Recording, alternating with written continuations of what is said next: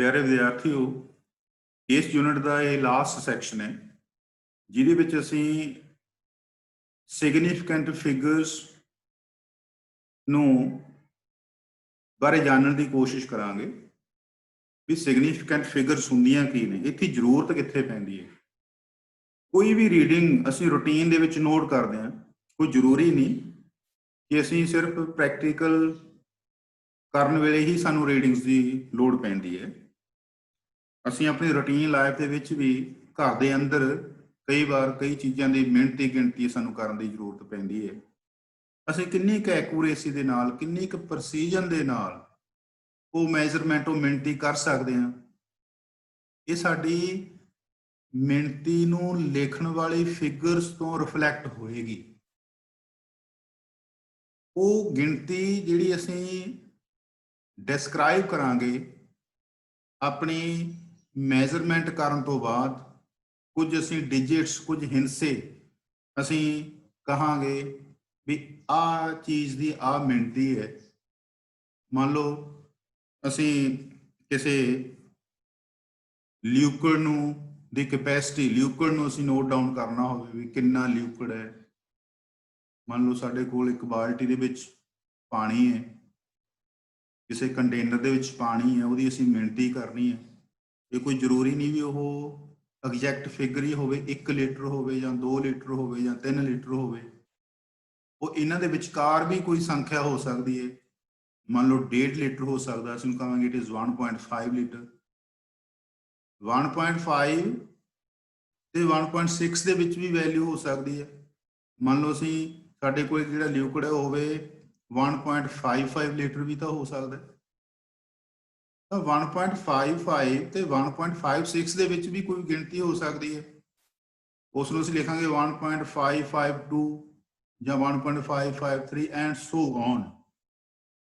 ਇਸ ਉਦਾਹਰਨ ਤੋਂ ਸਾਨੂੰ ਪਤਾ ਲੱਗਦਾ ਹੈ ਵੀ ਇੱਕ ਵਾਰੀ ਅਸੀਂ 1 ਲੀटर 2 लीटर ਜਾਂ 3 ਲੀਟਰ ਜਾਂ 1 ਡਿਜਿਟ ਇਸਤੇਮਾਲ ਕਰਦੇ ਜਾਂ 2 ਜਾਂ 3। ਦੂਸਰੀ ਵਾਰ ਅਸੀਂ ਜਿਹੜੀ ਉਦਾਹਰਨ ਲਈ ਸੀ ਉਹਦੇ ਵਿੱਚ ਅਸੀਂ 1.5 1 ਤੇ 5 2 ਡਿਜਿਟਸ ਦਾ ਇਸਤੇਮਾਲ ਕੀਤਾ ਸੀ।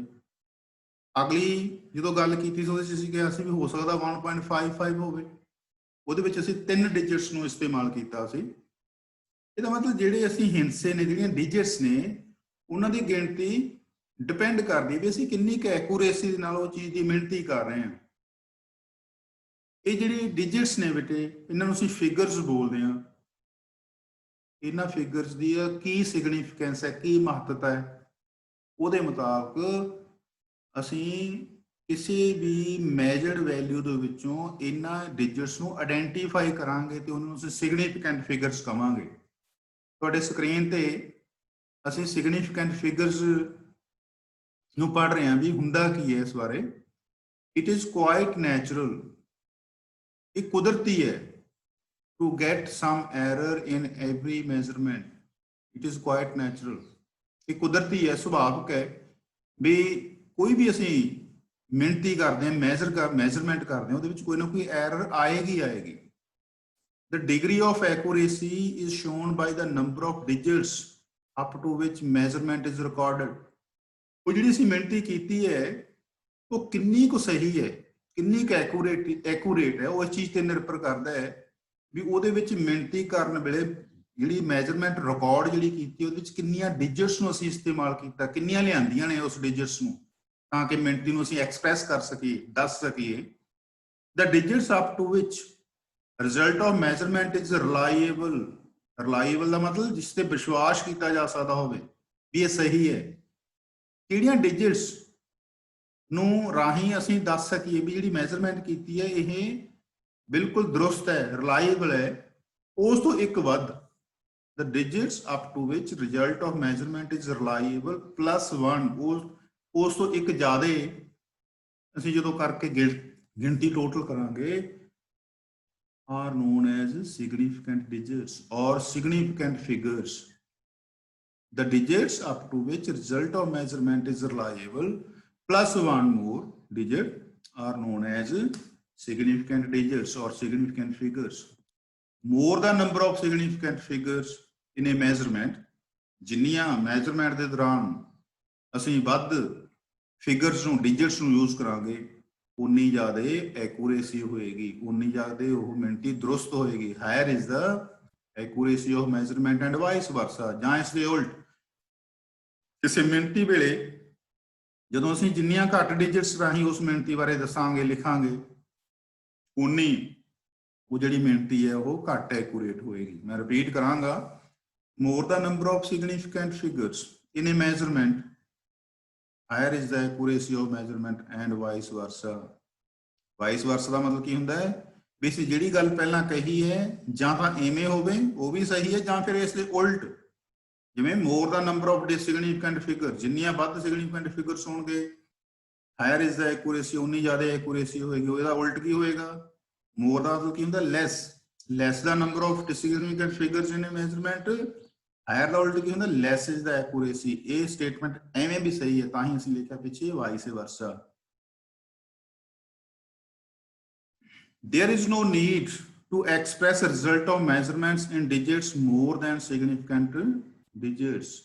देखो बड़ी इंपॉर्टेंट लाइन है, कहता there is no need to express result of measurement in digits more than significant digits. किसी ਮਿਣਤੀ ਦਾ ਜਦੋਂ ਤੁਸੀਂ ਰਿਜ਼ਲਟ ਲਿਖਣਾ ਹੈ, ਜੇ ਉਹਦੇ ਚ ਸਿਗਨੀਫਿਕੈਂਟ ਡਿਜਿਟਸ 2 ਨੇ ਤਾਂ 2 ਤੋਂ ਵੱਧ ਡਿਜਿਟਸ ਲਿਆਉਣ ਨਾਲ ਉਹਦੀ ਐਕੂਰੇਸੀ ਨਹੀਂ ਵਧੇਗੀ। ਕੋਈ ਜ਼ਰੂਰਤ ਨਹੀਂ ਹੈਗੀ ਵੀ ਜਿਹੜਾ ਰਿਜ਼ਲਟ ਹੈ ਉਹਦੇ ਵਿੱਚ ਹੋਰ ਡਿਜਿਟਸ ਦੀ ਗਿਣਤੀ ਵਧਾਉਣ ਨਾਲ ਐਕੂਰੇਸੀ ਨਹੀਂ ਵਧੇਗੀ। ਵੱਧ ਤੋਂ ਵੱਧ ਕਿੰਨੀਆਂ ਲਿਆਉਣੀਆਂ ਪੈਣਗੀਆਂ, ਜਿੰਨੀਆਂ ਸਿਗਨੀਫਿਕੈਂਟ ਫਿਗਰਸ ਨੇ। ਤੇ ਸਾਨੂੰ ਅਖੀਰ ਦੇ ਵਿੱਚ ਅਸੀਂ ਜਦੋਂ ਕੁਝ ਐਡੀਸ਼ਨ ਸਬਟਰੈਕਸ਼ਨ ਮਲਟੀਪਲੀਕੇਸ਼ਨ ਜਾਂ ਡਿਵੀਜ਼ਨ ਦੀਆਂ ਕੁਝ ਐਗਜ਼ਾਮਪਲਸ ਕਰਾਂਗੇ, ਉੱਥੋਂ ਆ ਲਾਈਨ ਦਾ ਪਤਾ ਲੱਗੇਗਾ ਜਿਹੜੀ ਅਸੀਂ ਲਿਖੀ ਹੈ, there is no need to express result of measurement in digits more than significant digits. ਹੁਣ ਕੁਝ ਰੂਲਸ ਨੇ ਬੇਟੇ ਵੀ ਅਸੀਂ ਸਾਨੂੰ ਕੋਈ ਮਿਣਤੀ ਕੋਈ ਕਹਿ ਰਿਹਾ ਵੀ ਮੈਂ ਆ ਮੈਜ਼ਰਮੈਂਟ ਕੀਤੀ ਹੈ, ਅਸੀਂ ਆਇਡੈਂਟੀਫਾਈ ਕਰ ਸਕਿਆ, ਉਸ ਨੂੰ ਅਸੀਂ ਘੋਖ ਲਈਏ ਵੀ ਇਹ ਜਿਹੜੀ ਮਿਣਤੀ ਕੀਤੀ ਹੈ ਕਿੰਨੀ ਕੁ ਐਕੂਰੇਟ ਹੈ। ਉਹਦੀ ਸਾਨੂੰ ਐਕੂਰੇਸੀ ਕਿੱਥੋਂ ਪਤਾ ਲੱਗੇਗੀ, ਉਹਦੇ ਅੰਦਰਲੀਆਂ ਕਿੰਨੀਆਂ ਡਿਜਿਟਸ ਸਿਗਨੀਫਿਕੈਂਟ ਨੇ ਉਹਦੀ ਗਿਣਤੀ ਕਰਕੇ ਅਸੀਂ ਦੱਸਾਂਗੇ। ਜਿਵੇਂ ਅਸੀਂ ਪਹਿਲਾਂ ਲਿਖਿਆ more the number of significant figures more is the accuracy. ਇਸ ਕਰਕੇ ਸਾਨੂੰ ਕੁਝ ਰੂਲਸ ਨੂੰ ਚੇਤੇ ਕਰਨਾ ਪਏਗਾ।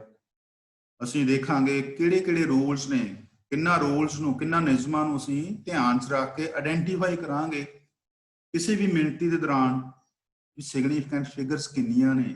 ਕਾਮਨ ਰੂਲਸ ਫਾਰ ਕਾਊਂਟਿੰਗ, ਗਿਣਤੀ ਕਰਨੀ ਹੋਵੇ ਸਿਗਨੀਫਿਕੈਂਟ ਫਿਗਰਸ ਦੀ। ਪਹਿਲਾ ਰੂਲ ਕੀ ਹੈ, all non zero digits are significant, all non zero, ਜਿੰਨੀਆਂ ਵੀ ਕੋਈ ਸਾਡੇ ਕੋਲੇ ਕੋਈ ਵੈਲਿਊ ਲਿਖੀ ਹੋਈ ਹੈ, ਮੰਨ ਲਓ ਕਿਸੇ ਲਾਈਨ ਦੀ ਲੈਂਥ ਸਪੋਜ਼ x ਹੈ ਜਾਂ ਕੋਈ ਵੀ ਪੈਰਾਮੀਟਰ x ਹੈ, ਉਹਦੀ ਵੈਲਿਊ ਸਾਨੂੰ ਦਿੱਤੀ ਹੈ 2 3 1 5 6। ਨॉन ਜ਼ੀਰੋ ਡਿਜਿਟਸ ਜਿੰਨੀਆਂ ਵੀ ਇਹਦੇ ਅੰਦਰ ਨੇ ਉਹ ਕੀ ਨੇ, they are significant. x the value ਸਾਡੇ ਕੋਲੇ 2 3 1 5 6 ਹੈ, ਕਿਉਂਕਿ ਇਹਦੇ ਵਿੱਚ ਨॉन ਡਿਜਿਟਸ ਕਿਹੜੀਆਂ ਕਿ ਨॉन ਜ਼ੀਰੋ ਕਿਹੜੀਆਂ ਨੇ, 2 ਵੀ ਨॉन ਜ਼ੀਰੋ ਹੈ, 3 1 5 6 ਇਹ 5 ਨੇ, has 5 significant figures. x the value ਮੰਨ ਲਓ 212 ਹੈ, 2 1 2, ਇਟ ਹੈਜ਼ 3, ਇਹਦੇ ਵਿੱਚ 3 ਸਿਗਨੀਫਿਕੈਂਟ ਫਿਗਰਸ ਨੇ। ਪਹਿਲਾ ਰੂਲ ਕੀ ਹੈ, all non zero digits are significant। Rule 2, all zeros, S ਰਹਿ ਗਏ ਥੇ, all zeros between two non zero digits are significant। ਪਹਿਲੇ ਰੂਲ ਦੇ ਵਿੱਚ ਸਿਰਫ non zero digits ਦੀ ਗੱਲ ਹੋ ਰਹੀ ਹੈ, ਜ਼ੀਰੋ ਤੋਂ ਬਿਨਾਂ ਵਾਲੀਆਂ ਡਿਜਿਟਸ। ਹੁਣ ਕਿਹਦੀ ਗੱਲ ਹੋ ਰਹੀ ਹੈ, ਜੇ ਤੁਹਾਨੂੰ ਜ਼ੀਰੋ ਦਿਖ ਰਹੀ ਹੈ ਉਹਨੂੰ ਤੁਸੀਂ ਸਿਗਨੀਫਿਕੈਂਟ ਮੰਨਣਾ ਜਾਂ ਨਹੀਂ ਮੰਨਣਾ। ਦੂਸਰਾ ਰੂਲ ਇਹ ਦੱਸਦਾ ਹੈ ਵੀ ਜੇ ਉਹ ਜ਼ੀਰੋ ਤੇ ਦੋਨੇ ਪਾਸੇ ਨॉन ਜ਼ੀਰੋ ਡਿਜਿਟਸ ਨੇ, ਘੇਰੀ ਹੋਈ ਹੈ, ਵਿਚਕਾਰ ਹੈ, ਉਸ ਨੂੰ ਤੁਸੀਂ ਸਿਗਨੀਫਿਕੈਂਟ ਮੰਨਣਾ। ਉਹਦੀ ਗਿਣਤੀ ਸਿਗਨੀਫਿਕੈਂਟ ਡਿਜਿਟਸ ਦੇ ਅੰਦਰ ਗਿਣਤੀ ਕਰਨੀ ਹੈ ਉਸਦੀ। all zeros between two non zero digits are significant no matter, ਕੁਝ ਵੀ ਹੋਵੇ, no matter ਦਾ ਮਤਲਬ ਕੁਝ ਵੀ ਹੋਵੇ, ਕਿਵੇਂ ਵੀ ਹੋਵੇ, where the decimal place lies, ਚਾਹੇ ਡੈਸੀਮਲ ਪਲੇਸ ਦੇ ਹੋ, ਡੈਸੀਮਲ ਦੇ ਖੱਬੇ ਪਾਸੇ ਹੋਵੇ ਚੀਜ਼, ਚਾਹੇ ਉਹ ਸੱਜੇ ਪਾਸੇ ਹੋਵੇ। ਜਿਵੇਂ ਇੱਕ ਨੰਬਰ ਹੈ 14007, ਦੇਖੋ ਪਹਿਲੀ ਜੀ ਡਿਜਿਟ ਨॉन ਜ਼ੀਰੋ ਹੈ, 4 ਵੀ ਨॉन ਜ਼ੀਰੋ ਹੈ, 7 ਵੀ ਨॉन ਜ਼ੀਰੋ ਹੈ। ਆ ਜਿਹੜੀਆਂ ਜ਼ੀਰੋਆਂ ਨੇ ਇਹਦੇ ਦੋਨੇ ਪਾਸੇ ਕੀ ਨੇ, नॉन जीरो डिजिट्स ने, 4 भी नॉन जीरो है तो 7 भी नॉन जीरो है। इस करके कितनियां जीरो ने, 2 ने।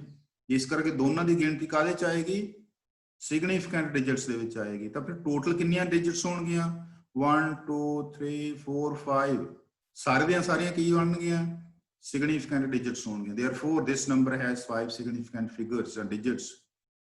अगे 1 point, हुण डेसिमल वाली असीं गल कीती है, 1.04007, जीरो दे इस पासे भी नॉन जीरो है, इस पासे भी नॉन जीरो है। आ जिहड़ियां 2 जीरो ने, इन्हां दे दुआले भी नॉन जीरो डिजिट्स ने, इस करके आ भी ये जीरो जिहड़ी है ये भी ये भी सिग्निफिकेंट होएगी, आ जीरो भी सिग्निफिकेंट होणगियां। तो फिर कितनियां सिग्निफिकेंट फिगर्स ने ये, 1 2 3 4 5 6, it has 6 significant figures. Rule number 3, if measured value is less than 1, हुण असीं वो नंबर देखने जिहड़े 1 तो घट ने। पहले इस एग्जांपल दे विच की सीगा, this number was more than 1। Next rule is about those numbers which are less than 1। ਤੁਹਾਨੂੰ ਪਤਾ ਹੋਏਗਾ ਵੀ ਜਿਹੜੇ 1 ਤੋਂ ਘੱਟ ਨੇ ਉਹ ਡੈਸੀਮਲ ਵਾਲੇ ਨੰਬਰ ਹੋਣਗੇ, ਉਹ ਪੁਆਇੰਟ ਸਮਥਿੰਗ ਹੋਏਗਾ। ਅਸੀਂ ਕਿਉਂਕਿ ਡੈਸੀਮਲ ਕਈ ਵਾਰ ਦਿਖਦਾ ਨਹੀਂ ਹੁੰਦਾ, ਅਸੀਂ ਅੱਗੇ 0 ਲਾ ਦਿੰਦੇ ਹਾਂ, 0 ਪੁਆਇੰਟ ਸਮਥਿੰਗ ਲਿਖ ਦਿੰਦੇ ਹਾਂ। ਉਸ ਤਰ੍ਹਾਂ ਦੇ ਨੰਬਰਸ ਦੀ ਅਸੀਂ ਗੱਲ ਕਰ ਰਹੇ ਹਾਂ। If measured value is less than 1, then THEN, then the zeros on the right of the decimal place, zero किहड़ियां जीरो सज्जे पासे, and to the left of 1 non zero digits are not significant। Example तो इथों clear होएगा,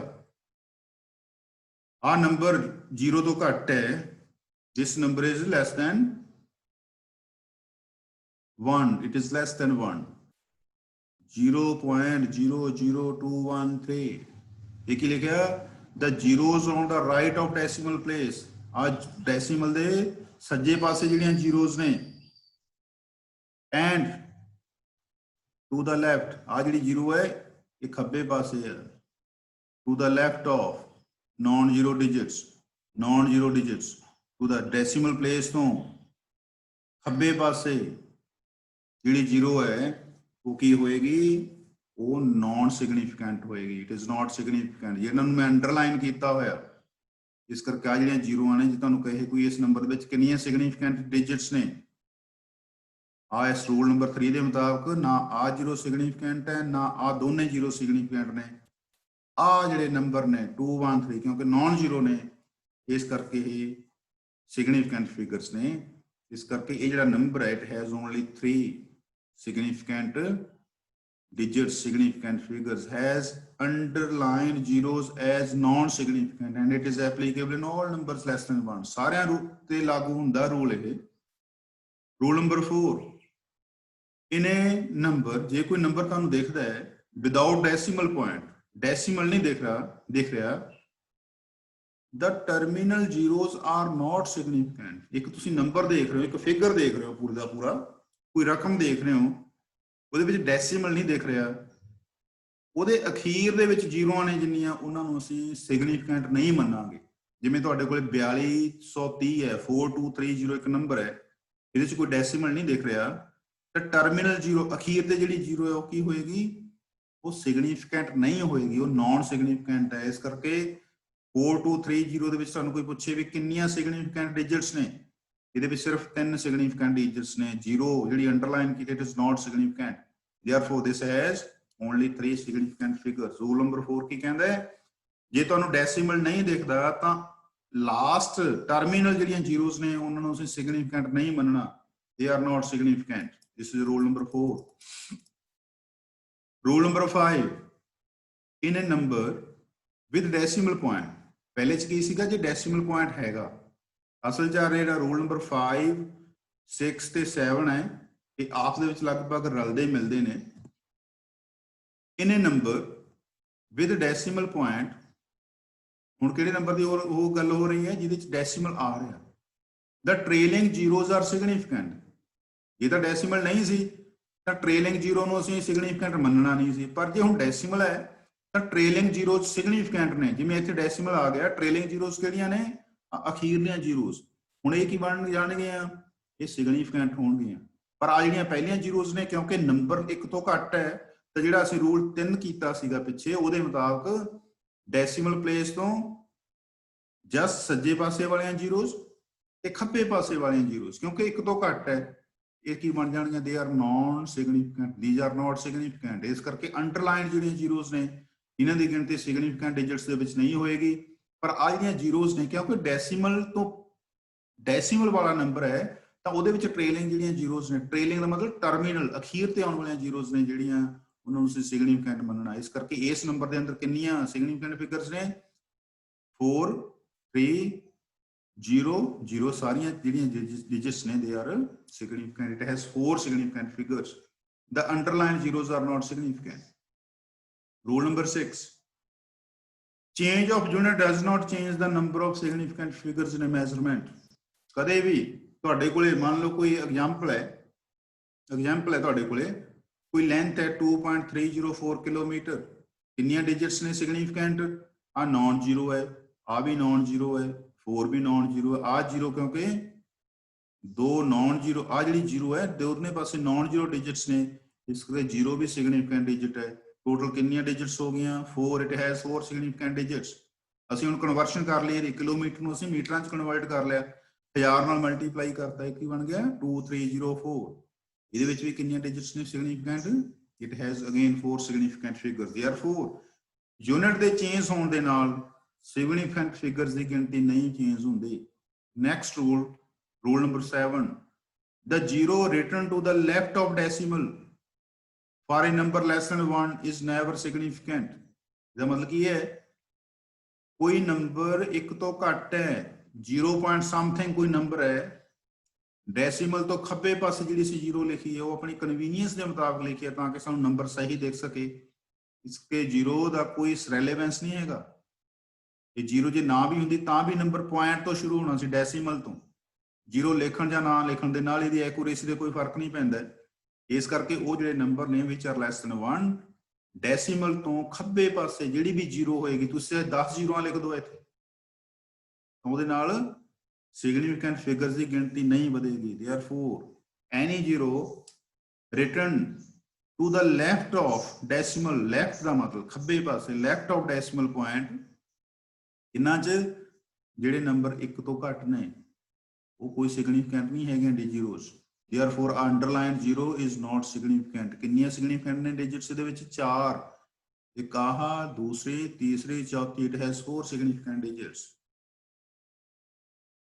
ਇਹ rules ਬੇਟੇ ਤੁਸੀਂ ਜਦੋਂ ਵੀ ਕੋਈ ਮੈਜ਼ਰਮੈਂਟ ਕਰਨੀ ਹੈ ਜਾਂ ਤੁਸੀਂ ਦੇਖਣੀ ਹੈ, ਤੁਸੀਂ ਕਿੰਨੀ ਕੁ ਐਕੂਰੇਸੀ ਨਾਲ ਕੋਈ ਮੈਜ਼ਰਮੈਂਟ ਕਰ ਰਹੇ ਹੋ, ਉਹ ਤੁਹਾਡੇ ਵੱਲੋਂ ਜਿਹੜੀ ਇੰਸਟਰੂਮੈਂਟ ਨਾਲ ਤੁਸੀਂ ਮੈਜ਼ਰਮੈਂਟ ਕਰ ਰਹੇ ਹੋ, ਉਹਦੇ ਨਾਲ ਤੁਸੀਂ ਕਿੰਨੀਆਂ ਕੁ ਡਿਜਿਟਸ ਦੀ ਫਾਰਮ ਦੇ ਵਿੱਚ ਕੋਈ ਮੈਜ਼ਰਮੈਂਟ ਦਾ ਰਿਜ਼ਲਟ ਲਿਖ ਸਕਦੇ ਹੋ। ਉਸ ਤੋਂ ਤੁਹਾਡੀ ਜਿਹੜੀ ਐਕੂਰੇਸੀ ਹੈ ਮੈਜ਼ਰਮੈਂਟ ਦੀ, ਉਹ ਰਿਫਲੈਕਟ ਹੋਏਗੀ, ਕਿਉਂਕਿ ਦੇਖਣ ਵਾਲਾ ਦੇਖੇਗਾ ਵੀ ਉਹਦੇ ਵਿੱਚ ਕਿੰਨੀਆਂ ਸਿਗਨੀਫੀਕੈਂਟ ਡਿਜਿਟਸ ਦਾ ਤੁਸੀਂ ਇਸਤੇਮਾਲ ਕੀਤਾ, ਜਾਂ ਤੁਹਾਡੇ ਕੋਲ ਸਾਹਮਣੇ ਕੋਈ ਵੈਲਿਊ ਦਿਖ ਰਹੀ ਹੈ, ਕੋਈ ਮੈਜ਼ਰਮੈਂਟ ਦਾ ਰਿਜ਼ਲਟ ਦਿਖ ਰਿਹਾ, ਤਾਂ ਇਹਨਾਂ ਰੂਲਸ ਦੇ ਮੁਤਾਬਕ ਨੂੰ ਤੁਸੀਂ ਯਾਦ ਕਰਕੇ ਦੇਖ ਸਕੋਗੇ, ਦੱਸ ਸਕੋਗੇ ਵੀ ਜਿਹੜੀ ਮੈਜ਼ਰਮੈਂਟ ਸਾਡੇ ਸਾਹਮਣੇ ਲਿਖੀ ਹੋਈ ਹੈ ਉਹ ਕਿੰਨੀ ਕੁ ਐਕੂਰੇਸੀ ਹੈ, ਕਿੰਨੀ ਕੁ ਉਹ ਐਕੂਰੇਟ ਹੈ। ਜਿਵੇਂ ਅਸੀਂ ਗੱਲ ਕੀਤੀ ਹੈ ਵੀ ਕੋਈ ਵੀ ਜਿਹੜੀ ਮੈਜ਼ਰਮੈਂਟ ਹੈ ਉਹਦੇ ਵਿੱਚ ਸਿਗਨੀਫੀਕੈਂਟ ਡਿਜਿਟਸ ਦੀ ਗਿਣਤੀ ਤੋਂ ਵੱਧ ਜਿਹੜੀ ਡਿਜਿਟਸ ਲਿਖਾਂਗੇ ਉਹਦੇ ਨਾਲ ਕੋਈ ਐਕੂਰੇਸੀ ਤੇ ਫਰਕ ਨਹੀਂ ਪਏਗਾ। ਇਸ ਕਰਕੇ ਅਸੀਂ ਜੇ ਵੱਧ ਡਿਜਿਟਸ ਲਿਖੀਆਂ ਹੋਈਆਂ ਨੇ, ਸਿਗਨੀਫੀਕੈਂਟ ਡਿਜਿਟਸ ਦੀ ਗਿਣਤੀ ਤੋਂ ਵੱਧ ਡਿਜਿਟਸ ਲਿਖੀਆਂ ਹੋਈਆਂ ਨੇ, ਉਹਨਾਂ ਨੂੰ ਅਸੀਂ ਹਟਾ ਸਕਦੇ ਹਾਂ without compromising the accuracy of result. ਜਿਹੜਾ ਕੋਈ ਰਿਜ਼ਲਟ ਹੈ ਉਹਦੀ ਐਕੂਰੇਸੀ ਨਾਲ ਸਮਝੌਤਾ ਕੀਤੇ ਤੋਂ ਬਿਨਾ ਅਸੀਂ ਕੁਝ ਡਿਜਿਟਸ ਨੂੰ ਹਟਾ ਸਕਦੇ ਹਾਂ, ਉਹਨੂੰ ਰਾਉਂਡਿੰਗ ਆਫ ਕਹਿੰਦੇ ਆ। ਦੈਟ ਇਜ਼ ਨੋਨ ਐਜ਼, ਅੰਗਰੇਜ਼ੀ ਦੇ ਵਿੱਚ ਅਸੀਂ ਕਹਿੰਦੇ ਆ ਰਾਉਂਡਿੰਗ ਆਫ।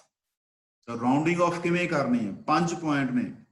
ਪਹਿਲਾ rule number 1, if the dropping digits, ਤੁਸੀਂ ਰਾਉਂਡ ਆਫ ਕਰਨਾ, ਕੁਝ ਡਿਜਿਟਸ ਨੂੰ ਤੁਸੀਂ ਹਟਾ ਰਹੇ ਹੋ, ਜਿਹੜੀ ਡਿਜਿਟ ਤੁਸੀਂ ਹਟਾ ਰਹੇ ਹੋ, if the dropping digit is less than 5, then the preceding ਦਾ ਮਤਲਬ ਇਹ ਉਸ ਤੋਂ ਪਹਿਲੀ ਜਿੱਥੋਂ ਤੁਸੀਂ 5 ਹਟਾ ਰਹੇ ਹੋ ਉਸ ਤੋਂ ਪਹਿਲੀ ਖੱਬੇ ਪਾਸੇ ਵਾਲੀ ਡਿਜਿਟਸ ਦੇਖੋ ਤਾਂ ਕੀ ਕਰੋਗੇ, if it is less than 5 then the preceding digit remains unchanged। ਜਿਵੇਂ ਸਾਡੇ ਕੋਲ ਇੱਕ ਨੰਬਰ 1.764 ਹੈ, ਪੁਆਇੰਟ ਤੋਂ ਡੈਸੀਮਲ ਤੋਂ 3 ਪਲੇਸਿਸ ਹੋਰ ਲਿਖੀਆਂ ਹੋਈਆਂ ਨੇ, ਪਰ ਸਾਨੂੰ ਕਿਹਾ ਜਾਂਦਾ ਹੈ ਵੀ ਤੁਸੀਂ ਨੰਬਰ ਲਿਖੋ ਅਪ ਟੂ 2 ਡੈਸੀਮਲ ਪਲੇਸਿਸ। ਅਸੀਂ 2 ਡਿਜਿਟਸ ਹੀ ਲਿਖਣੀਆਂ ਨੇ, ਤੀਸਰੀ ਨੂੰ ਹਟਾਉਣਾ ਹੈ, ਪਰ ਜਿਹੜੀ ਹਟਾ ਰਹੇ ਹਾਂ, ਜਿਹੜੀ ਡ੍ਰੌਪ ਕਰ ਰਹੇ ਹਾਂ ਉਹ 4 ਹੈ, ਇਟ ਇਜ਼ ਲੈਸ ਦੈਨ 5, ਤਾਂ ਆਰਾਮ ਨਾਲ ਇਹਨੂੰ ਹਟਾ ਦੇਾਂਗੇ। ਇਸ ਤੋਂ ਪ੍ਰੋਸੀਡਿੰਗ ਜਿਹੜੀ ਡਿਜਿਟ ਹੈ ਉਹ ਉਵੇਂ ਰਹੇਗੀ, ਉਹ ਚੇਂਜ ਨਹੀਂ ਹੋਏਗੀ। ਇਹਦਾ ਮਤਲਬ ਜਦੋਂ ਅਸੀਂ ਰਾਉਂਡ ਆਫ ਕਰਾਂਗੇ ਅਪ ਟੂ 2 ਡੈਸੀਮਲ ਪਲੇਸ, ਸਿਰਫ ਕੀ ਬਣ ਜਾਏਗਾ, 4 ਨੂੰ ਹਟਾ ਦੇਾਂਗੇ, ਕੀ ਬਣ ਜਾਏਗਾ 1.766 will remain unchanged, ਕਿਉਂਕਿ ਜਿਹੜਾ 4 it is less than 5। ਅਗਲਾ, if the dropping digit is more than 5 then the preceding digit is raised by 1।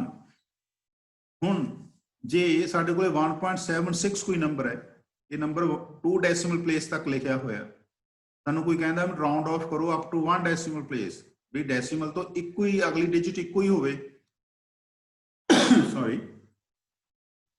ਹੁਣ ਅਸੀਂ 6 ਨੂੰ ਹਟਾ ਰਹੇ ਹਾਂ, ਹਟਾਉਣਾ ਹੈ, ਪਰ ਜਿਹੜਾ 6 ਹੈ ਜਿਹੜਾ ਡ੍ਰੌਪ ਕਰ ਰਹੇ ਹਾਂ it is more than 5। therefore if dropping digit is more than 5 ਤਾਂ ਜਦੋਂ ਹਟਾਵਾਂਗੇ ਉਸ ਤੋਂ ਪਹਿਲੀ ਡਿਜਿਟ ਵੱਧ ਜਾਏਗੀ, ਰੇਜ਼ ਹੋ ਜਾਏਗੀ ਇੱਕ ਨੰਬਰ ਨਾਲ, ਤਾਂ 7 ਦੀ ਜਗ੍ਹਾ ਤੇ ਕੀ ਹੋ ਜਾਏਗਾ, 8 ਹੋ ਜਾਏਗਾ। therefore rounded off ਕਿਵੇਂ ਹੋਏਗਾ, it will be converted to 1.8। 1.76 ਨੂੰ ਜਦੋਂ ਰਾਉਂਡ ਆਫ ਕਰਾਂਗੇ 1.8 ਬਣ ਜਾਏਗਾ।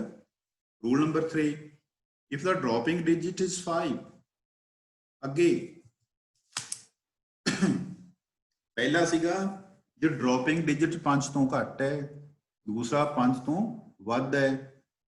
ਹੁਣ ਕੀ ਹੈ, ਜੇ 5 ਹੈ, if dropping digit is 5 ਤਾਂ ਸਾਨੂੰ ਆ ਜਿਹੜੇ 3 ਪੁਆਇੰਟਸ ਨੇ ਬੜੇ ਧਿਆਨ ਨਾਲ ਕਰਾਂਗੇ। if the dropping digit is 5, ਪਹਿਲੇ ਚ ਕੀ ਸੀਗਾ, ਜੇ 5 ਤੋਂ ਘੱਟ ਹੈ, ਦੂਜੇ ਚ ਕੀ ਸੀ, ਜੇ 5 ਤੋਂ ਵੱਧ ਹੈ। ਹੁਣ ਜੇ 5 ਹੀ ਹੈ ਡਿਜਿਟ ਜਿਹਨੂੰ ਅਸੀਂ ਹਟਾ ਰਹੇ ਹਾਂ, followed by digits other than 0, 5 ਨੂੰ ਅਸੀਂ ਹਟਾ ਰਹੇ ਹਾਂ, ਉਸ ਤੋਂ ਪਿੱਛੋਂ ਕਿਹੜੀ ਡਿਜਿਟ ਆ ਰਹੀ ਹੈ ਜਿਹੜੀ 0 ਨਹੀਂ ਹੈਗੀ, ਤਾਂ ਵੀ ਜਿਹੜੀ ਪ੍ਰੋਸੀਡਿੰਗ ਡਿਜਿਟ ਹੈ ਇੱਕ ਵੱਧ ਜਾਏਗੀ। ਜਿਵੇਂ 1.7651 ਹੈ, 4 ਡੈਸੀਮਲ ਪਲੇਸ ਤੱਕ ਨੰਬਰ ਲਿਖਿਆ ਹੋਇਆ, ਅਸੀਂ ਇਹਨੂੰ ਰਾਉਂਡ ਆਫ ਕਰਨਾ 2 ਡੈਸੀਮਲ ਪਲੇਸ ਤੱਕ, ਤਾਂ ਆਹ ਜਿਹੜੀਆਂ 2 ਡਿਜਿਟਸ ਨੇ ਇਹਨੂੰ ਹਟਾਉਣਾ ਪਏਗਾ। 5 ਹਟਾ ਰਹੇ ਹਾਂ, 5 ਤੋਂ ਬਾਅਦ ਕੀ ਆ ਰਿਹਾ, ਨਾਨ ਜ਼ੀਰੋ ਡਿਜਿਟ। ਜੇ ਨਾਨ ਜ਼ੀਰੋ ਡਿਜਿਟ ਆ ਰਿਹਾ 5 ਤੋਂ ਬਾਅਦ, ਤਾਂ ਜਦੋਂ ਅਸੀਂ ਹਟਾਵਾਂਗੇ ਤਾਂ 6 ਦੀ ਜਗ੍ਹਾ ਤੇ 7 ਆ ਜਾਏਗਾ, is rounded off to 1.77। Rule ਕੀ ਹੈ,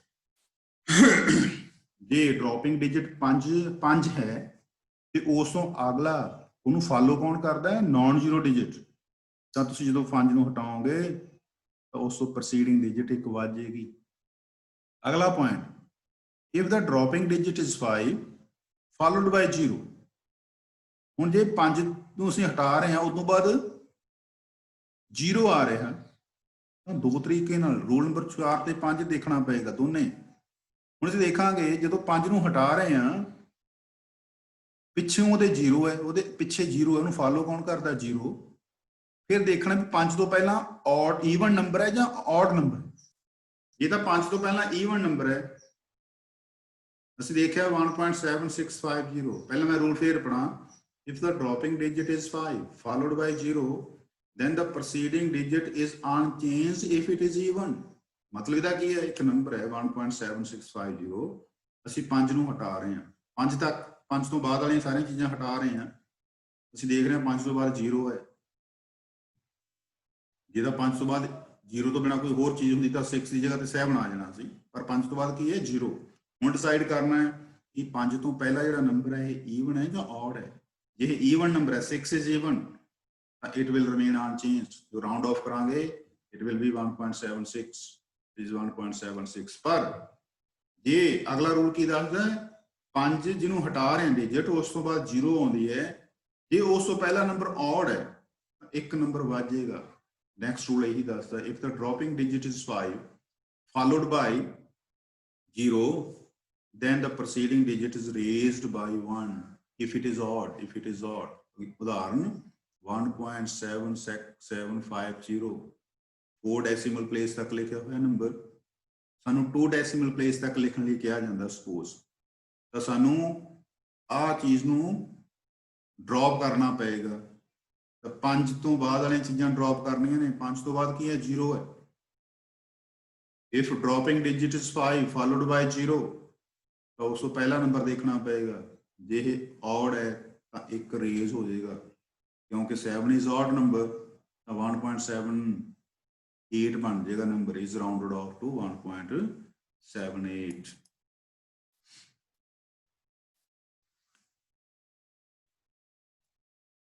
arithmetic operations and significant figures। ਹੁਣ ਕੁਝ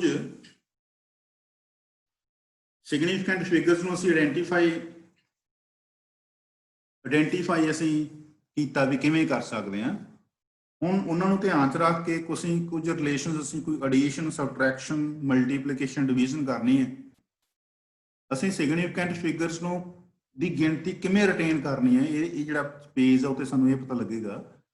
ਇਨ ਜਨਰਲ, ਆਮ ਤੌਰ ਤੇ the final result of arithmetic operations performed with measurements cannot be more accurate than the least accurate of original measurements। ਇਹਦਾ ਮਤਲਬ ਪਹਿਲੇ ਦਾ ਇਹ ਹੈ ਵੀ ਤੁਸੀਂ ਕੁਝ ਮੈਜ਼ਰਮੈਂਟਸ ਕੀਤੀਆਂ ਨੇ, ਉਹਦੇ ਵਿੱਚ ਕੁਝ ਤੁਹਾਡੀ ਜਿਹੜੀ ਐਕੂਰੇਸੀ ਉਹ ਡਿਪੈਂਡ ਕਰੇਗੀ ਵੀ ਕਿੰਨੀਆਂ ਸਿਗਨੀਫਿਕੈਂਟ ਫਿਗਰਸ ਨਾਲ ਤੁਸੀਂ ਉਹ ਮੈਜ਼ਰਮੈਂਟ ਕੀਤੀ ਹੈ। ਕੋਈ ਜ਼ਰੂਰੀ ਨਹੀਂ ਵੀ ਜਿਹੜੀਆਂ ਸਾਰੀਆਂ ਅਲੱਗ-ਅਲੱਗ ਮਿਣਤੀਆਂ ਤੁਸੀਂ ਕੀਤੀਆਂ ਨੇ ਉਹਦੇ ਵਿੱਚ ਹਰੇਕ ਦੇ ਵਿੱਚ ਸਿਗਨੀਫਿਕੈਂਟ ਡਿਜਿਟਸ ਦੀ ਗਿਣਤੀ ਇੱਕੋ ਜਿੰਨੀ ਹੋਵੇ। ਕੁਝ 'ਚ ਜਿਹੜੀ ਗਿਣਤੀ ਹੈ ਸਪੋਜ਼ 5 ਸਿਗਨੀਫਿਕੈਂਟ ਫਿਗਰ ਹੋ ਸਕਦੀਆਂ ਨੇ, ਦੂਜੇ 'ਚ 2 ਹੋ ਸਕਦੀਆਂ ਨੇ, ਤਾਂ ਉਹਨਾਂ ਤੋਂ ਤੁਸੀਂ ਕੰਪਾਈਲ ਕਰਨਾ ਹੈ, ਫਾਈਨਲ ਰਿਜ਼ਲਟ।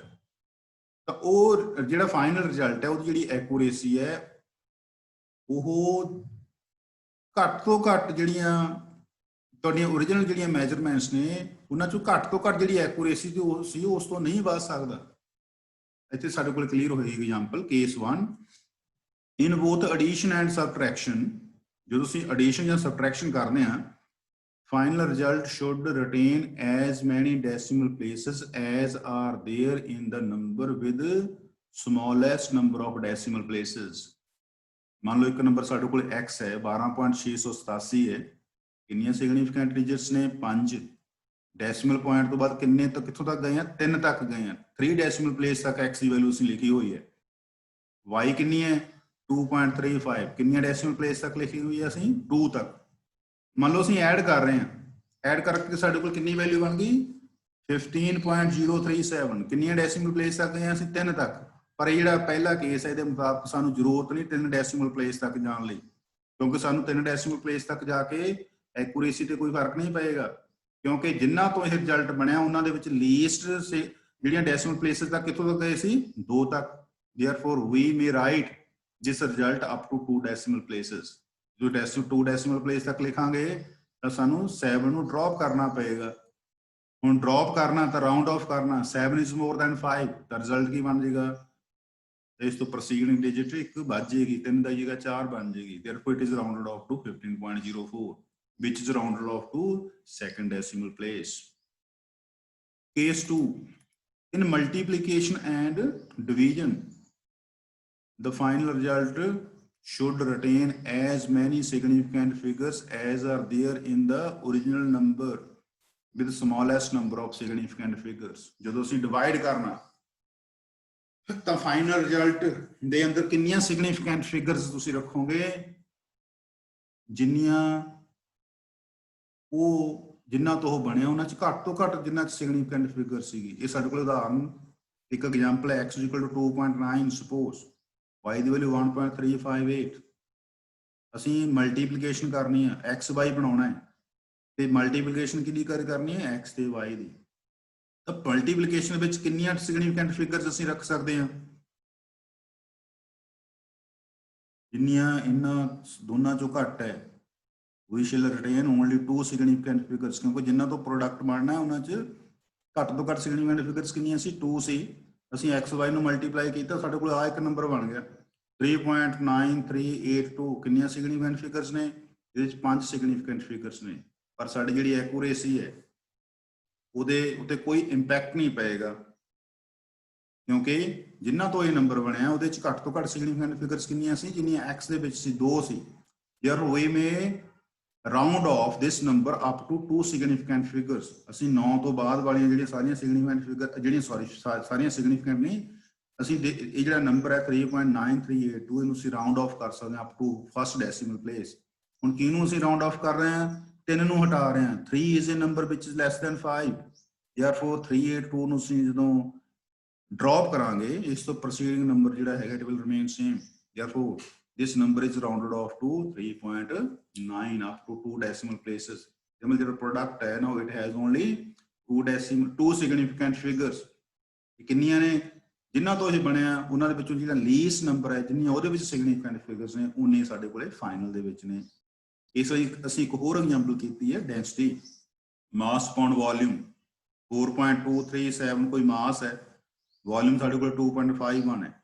ਅਸੀਂ ਡਿਵਾਈਡ ਕੀਤਾ ਸਾਡੇ ਕੋਲ ਆ ਇੱਕ ਨੰਬਰ ਬਣ ਗਿਆ 1.8868047801 ਗ੍ਰਾਮ ਪਰ ਸੈਂਟੀਮੀਟਰ ਕਿਊਬ ਅਸੀਂ ਰਾਉਂਡ ਆਫ ਕਿੱਥੋਂ ਤੱਕ ਕਰਾਂਗੇ ਜਿੰਨਾ ਤੋਂ ਇਹ ਬਣਿਆ ਉਹਦੇ ਵਿੱਚ ਘੱਟ ਤੋਂ ਘੱਟ ਸਿਗਨੀਫੀਕੈਂਟ ਫਿਗਰਸ ਕਿੰਨੀਆਂ ਨੇ ਡਿਨੋਮੀਨੇਟਰ ਦੇ ਵਿੱਚ 3 ਨੇ ਇਸ ਕਰਕੇ ਇਸ ਨੰਬਰ ਨੂੰ ਐਡਾ ਵੱਡਾ ਲਿਖਣ ਦੀ ਕੋਈ ਜ਼ਰੂਰਤ ਨਹੀਂ we can write this number up to 3 significant figures ਪਹਿਲੀ ਇੱਕ ਇਹ ਸਿਗਨੀਫੀਕੈਂਟ ਫਿਗਰਸ ਹੋ ਗਈ ਫਿਗਰ ਹੋ ਗਿਆ ਦੂਜੀ ਹੋ ਗਿਆ ਤੀਜੀ ਹੋ ਗਈ ਬਾਕੀ ਨੂੰ ਅਸੀਂ ਰਾਉਂਡ ਆਫ ਕਰ ਦਿਆਂਗੇ therefore ਜਦੋਂ ਅਸੀਂ ਰਾਉਂਡ ਆਫ ਕੀਤਾ ਤਾਂ ਸਾਡੇ ਕੋਲ ਕੀ ਬਣ ਗਿਆ 1.69 which is rounded off to 3 significant figures ਇਸ ਯੂਨਿਟ ਦੇ ਵਿੱਚ ਕੁਝ ਸਾਡੇ ਕੋਲੇ ਇੰਪੋਰਟੈਂਟ ਡੈਫੀਨੇਸ਼ਨ ਅਸੀਂ ਪਹਿਲਾਂ ਕਰਨੀਆਂ ਸੀ ਉਹ ਮੈਂ ਅਖੀਰ ਤੇ ਹੁਣ ਤੁਹਾਨੂੰ ਆਪਾਂ ਉਸ ਬਾਰੇ ਜਾਣਨ ਦੀ ਕੋਸ਼ਿਸ਼ ਕਰਦੇ ਹਾਂ ਸਮ ਇੰਪੋਰਟੈਂਟ ਯੂਨਿਟਸ ਰੇਡੀਅਨ 1 ਰੇਡੀਅਨ ਜਿਵੇਂ ਅਸੀਂ ਪਹਿਲਾਂ ਇੱਕ ਵਾਰੀ ਗੱਲ ਕੀਤੀ ਸੀ ਜਿਹੜਾ ਐਂਗਲ ਹੈ ਆਮ ਤੌਰ ਤੇ ਅਸੀਂ ਕਹਿੰਦੇ ਇੰਨੇ ਡਿਗਰੀ ਹੈ 90 ਡਿਗਰੀ ਐਂਗਲ ਸਾਡੇ ਧਿਆਨ 'ਚ ਬੜੇ ਆਰਾਮ ਨਾਲ ਆ ਜਾਂਦਾ ਵੀ ਕਿਹੜੇ ਐਂਗਲ ਨੂੰ ਅਸੀਂ 90 ਡਿਗਰੀ ਕਹਿੰਦੇ ਆ ਪਰ ਐਂਗਲ ਨੂੰ ਅਸੀਂ ਰੇਡੀਅਨ ਦੇ ਵਿੱਚ ਵੀ ਐਕਸਪ੍ਰੈਸ ਕਰਦੇ ਹਾਂ 1 radian. Radian is another unit of measurement of angle. ਇੱਕ radian ਕਿੰਨਾ ਕੁ ਐਂਗਲ ਹੁੰਦਾ ਹੈ ਇਹਦੇ ਲਈ ਅਸੀਂ ਕਰਾਂਗੇ ਇੱਕ ਸਰਕਲ ਡਰਾ ਕਰਾਂਗੇ ਸਰਕਲ ਦਾ ਕੋਈ ਰੇਡੀਅਸ ਹੈ r ਅਸੀਂ ਸਰਕਲ ਦੇ ਜਿਹੜਾ ਸਰਕਮਫਰੈਂਸ ਹੈ ਉਹ ਤੇ ਅਸੀਂ ਇੱਕ ਆਰਕ ਕੱਟੀ ਕਿੰਨੀ ਵੱਡੀ ਆਰਕ ਕੱਟਣੀ ਜਿਹਦੀ ਲੈਂਥ ਕਿੰਨੀ ਹੋਵੇ ਜਿੰਨਾ ਸਰਕਲ ਦਾ ਰੇਡੀਅਸ ਹੈ ਹੁਣ ਇਹ ਜਿਹੜੀ ਆਰਕ ਅਸੀਂ ਕੱਟ ਲਈ ਜਿਹਦਾ ਰੇਡੀਅਸ r ਹੈ ਉਹਦੇ ਸਿਰਿਆਂ ਨੂੰ ਅਸੀਂ ਸੈਂਟਰ ਨਾਲ ਜੁਆਇਨ ਕਰਤਾ ਇਹਨਾਂ ਲਾਈਨਾਂ ਦੇ ਵਿਚਕਾਰ ਜਿਹੜਾ ਆ ਐਂਗਲ ਤੁਹਾਨੂੰ ਦਿਖ ਰਿਹਾ ਇਹਦੀ ਵੈਲਿਊ ਕਿੰਨੀ ਹੋਏਗੀ ਇਟ ਇਜ਼ 1 ਰੇਡੀਅਨ ਤਾਂ 1 ਰੇਡੀਅਨ ਕਿਹੜਾ ਐਂਗਲ ਹੈ it is that angle which is subtended by an arc of length equal to radius of the circle. This is 1 radian. Therefore it is unit of plane angle, the angle subtended at the center of the circle by an arc equal to radius is 1 radian. ਇਸ ਤਰ੍ਹਾਂ ਇੱਕ ਸਟਰੇਡੀਅਨ ਹੁੰਦਾ ਹੈ ਜਿਵੇਂ ਤੁਸੀਂ ਇੱਕ ice cream ਖਾਂਦੇ ਹੋ ਇੱਕ ਕੋਨ ਲੈ ਲੈਂਦੇ ਹੋ ਤਾਂ ਤਿੱਖੀ ਜਿਹੜੀ ਨੋਕ ਹੁੰਦੀ ਹੈ ਉਹ ਤੇ ਇੱਕ ਆਲਾ ਦੁਆਲਾ ਉਹਦੀ ਜਿਹੜੀ ਨੋਕ ਹੈ ਨੋਕ ਤੇ ਇੱਕ ਗੁਲਾਈ ਹੁੰਦੀ ਹੈ ਉਹ ਕੋਨ ਕਿੰਨੀ ਕੁ ਖੁੱਲੀ ਹੈ ਉਹ ਇੱਕ ਤੁਹਾਨੂੰ ਗੁਲਾਈ ਦਿਖ ਰਹੀ ਹੈ ਉਸ ਗੁਲਾਈ ਨੂੰ ਅਸੀਂ ਸੋਲਿਡ ਐਂਗਲ ਕਹਿੰਦੇ ਆ ਉਹਦੀ ਮਿਣਤੀ ਹੁੰਦੀ ਹੈ ਕਾਹਦੇ ਵਿੱਚ ਸਟਰੇਡੀਅਨ ਦੇ ਵਿੱਚ 1 ਸਟਰੇਡੀਅਨ ਕਿੰਨਾ ਕੁ ਐਂਗਲ ਹੁੰਦਾ ਹੈ ਇਹਦੇ ਲਈ ਸਾਨੂੰ ਇੱਕ ਸਫੀਅਰ ਲੈਣਾ ਪਏਗਾ ਦੇਖੋ ਇੱਕ ਸਰਕਲ ਹੈ ਇੱਕ ਸਫੀਅਰ ਹੈ ਜਿਵੇਂ ਤੁਹਾਡੇ ਕੋਲ ਇੱਕ ਗੋਲਾ ਹੋਵੇ ਤਾਂ ਉਸ ਸਫੀਅਰ ਦੇ ਉੱਪਰ ਕੋਈ ਏਰੀਆ ਤੁਸੀਂ ਕੱਟ ਲਓ ਉਸ ਏਰੀਏ ਦੇ ਹਰੇਕ ਪੁਆਇੰਟ ਨੂੰ ਤੁਸੀਂ ਸੈਂਟਰ ਨਾਲ ਜੁਆਇਨ ਕਰ ਦਿਓ ਤੁਹਾਡੇ ਕੋਲ ਇੱਕ ਕੋਨ ਜਨਰੇਟ ਹੋ ਜਾਏਗੀ ਉਹ ਕੋਨ ਦੀ ਜਿਹੜੀ ਗੁਲਾਈ ਹੈ ਉਹ ਤੁਹਾਨੂੰ ਦੱਸੇਗੀ ਵੀ ਐਂਗਲ ਕਿੰਨੇ ਸਟਰੇਡੀਅਨ ਹੈ ਇੱਕ ਸਟਰੇਡੀਅਨ ਐਂਗਲ ਕਿੰਨਾ ਹੁੰਦਾ ਹੈ ਕਿੰਨਾ ਏਰੀਆ ਅਸੀਂ ਸਰਫੇਸ ਤੇ ਕੱਟੀਏ ਤਾਂ ਕਿ ਸੈਂਟਰ ਤੇ ਬਣਨ ਵਾਲੀ ਜਿਹੜੀ ਗੁਲਾਈ ਹੈ ਕੋਨ ਦੀ ਉਹ ਇੱਕ ਸਟਰੇਡੀਅਨ ਹੋਵੇ ਇਹ ਏਰੀਆ ਕਿੰਨਾ ਲੈਣਾ ਤੁਸੀਂ ਇੱਕ ਸਕੁਅਰ ਬਣਾਓਗੇ ਇੱਕ ਸਕੁਅਰ ਲਾਓਗੇ ਉਹਦੀ ਹਰੇਕ ਸਾਈਡ ਕਿੰਨੀ ਲਾਓਗੇ ਜਿੰਨਾ ਇਸ ਸਫੀਅਰ ਦਾ ਰੇਡੀਅਸ ਹੈ ਤਾਂ ਅਸੀਂ ਇੱਕ ਸਕੁਅਰ ਬਣਾਉਣਾ ਹੈ ਉਹਦੀ ਹਰੇਕ ਸਾਈਡ ਕਿੰਨੀ ਲੈਣੀ ਹੈ equal to radius of sphere ਤਾਂ ਇਹਦਾ ਏਰੀਆ ਕਿੰਨਾ ਹੋ ਜਾਏਗਾ r ਸਕੁਅਰ ਕਿਉਂਕਿ ਇਸ ਏਰੀਆ ਕੀ ਹੁੰਦਾ length into breadth r into r square ਇਸ ਕਰਕੇ ਇੱਥੇ ਆ ਜਿਹੜਾ ਸ਼ੇਡਡ ਏਰੀਆ ਤੁਸੀਂ ਕਿੰਨਾ ਕੱਟੋਗੇ ਆ ਏਰੀਆ ਜਿੰਨਾ r ਸਕੁਅਰ ਉਸ ਏਰੀਆ ਦੇ ਹਰੇਕ ਜਿਹੜੀ ਉਹਦੀ ਬਾਉਂਡਰੀ ਹੈ ਉਹਨੂੰ ਸੈਂਟਰ ਦੇ ਤੁਸੀਂ ਜੁਆਇਨ ਕਰੋਗੇ ਜਿਹੜੀ ਕੋਨ ਜਨਰੇਟ ਹੋਏਗੀ ਉਹ ਜਿਹੜੀ ਗੁਲਾਈ ਹੋਏਗੀ ਇਟ ਵਿਲ ਬੀ 1 ਸਟਰੇਡੀਅਨ ਇਸ ਕਰਕੇ it is that angle 1 steradian is the ਇਹ ਯੂਨਿਟ ਆਫ ਸੋਲਿਡ ਐਂਗਲ ਹੈ This is the angle subtended at the center of sphere by that surface area whose magnitude is equal to area of that sphere whose side is equal to radius of sphere। ਇਹਦਾ ਕੀ ਮਤਲਬ ਹੈ ਵੀ ਤੁਸੀਂ sphere ਤੇ ਇੱਕ area ਕੱਟ out ਕਰ ਲੈਣਾ, area ਕੱਟਣਾ ਹੈ, ਉਹ ਏਰੀਆ ਕਿੰਨਾ ਕੱਟਣਾ ਹੈ, ਇੱਕ ਸਕੁਅਰ ਜਿੰਨਾ, ਉਹ ਸਕੁਅਰ ਉਹਦੀ ਸਾਈਡ ਕਿੰਨੀ ਲਓਗੇ, ਰੇਡੀਅਸ ਆਫ ਦ ਸਫੀਅਰ, ਉਹ ਜਿਹੜਾ ਏਰੀਆ ਹੋਏਗਾ ਉਨਾ ਹੀ ਤੁਸੀਂ ਸਫੀਅਰ ਦੇ ਸਰਫੇਸ ਤੇ ਕੱਟੋਗੇ, ਉਹਦੀ ਬਾਉਂਡਰੀ ਨੂੰ ਤੁਸੀਂ ਸੈਂਟਰ ਨਾਲ ਜੁਆਇਨ ਕਰੋਗੇ, ਜਿੰਨੀ ਉਹ ਕੋਣ ਬਣੇਗੀ, ਗੁਲਾਈ ਹੋਏਗੀ, ਉਹ ਇੱਕ ਸਟ੍ਰੇਟਿੰਗ ਹੋਏਗੀ। ਦੈਨ ਯੂਨਿਟ ਆਫ ਲੈਂਥ ਸਾਡੇ ਕੋਲੇ ਹੈਗਾ ਇੱਕ, what is one astronomical unit, 1 AU astronomical unit। ਇਹ ਧਰਤੀ ਤੇ ਸੂਰਜ ਦੇ ਜਿਹੜੇ ਕੇਂਦਰ ਨੇ ਉਹਨਾਂ ਦੇ ਵਿਚਕਾਰਲੀ ਜਿਹੜੀ ਡਿਸਟੈਂਸ ਹੈ ਇਹਨੂੰ ਅਸੀਂ 1 astronomical unit ਕਹਿੰਦੇ ਆ।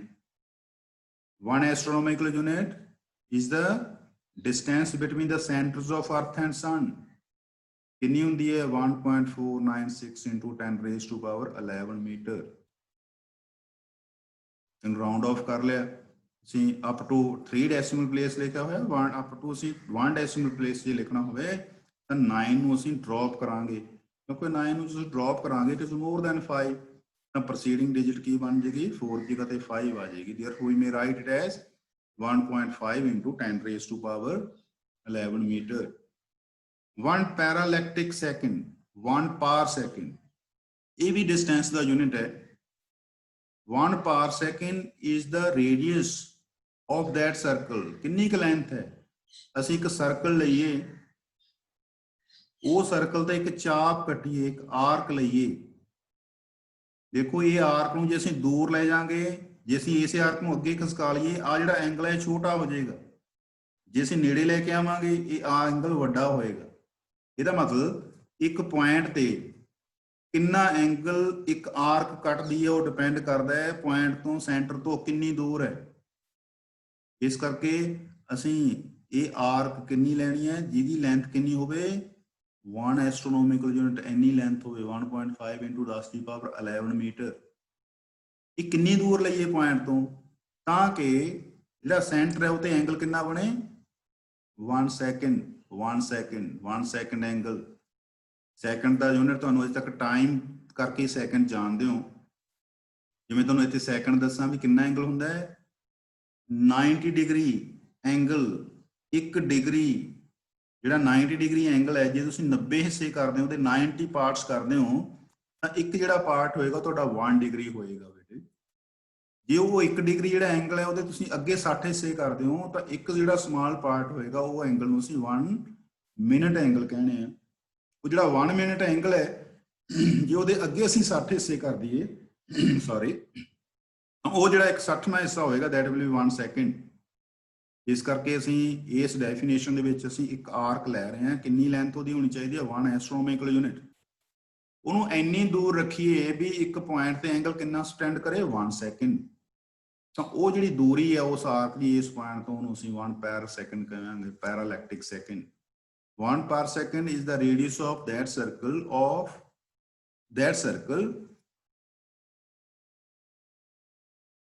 whose arc of length 1 astronomical unit subtends 1 second angle। 1 second ਦੇ ਉੱਪਰ 2 ਲਾਈਨਾਂ ਲਿਖਦੇ ਹਾਂ, ਉਹਦਾ ਸਿੰਬਲ ਹੈ, ਜਿਹਦੇ ਉੱਪਰ ਇੱਕ ਲਾਈਨ ਇੱਕ ਡੈਸ਼ ਲਿਖਾਂਗੇ ਉਹਨੂੰ ਅਸੀਂ ਮਿੰਟ ਕਹਿੰਦੇ ਆ, ਜੇ ਅਸੀਂ 0 ਪਾ ਦਿੰਦੇ ਉਹ ਡਿਗਰੀ ਬਣ ਜਾਂਦਾ ਤਾਂ 1 ਸੈਕਿੰਡ ਦਾ ਸਿੰਬਲ ਹੈ।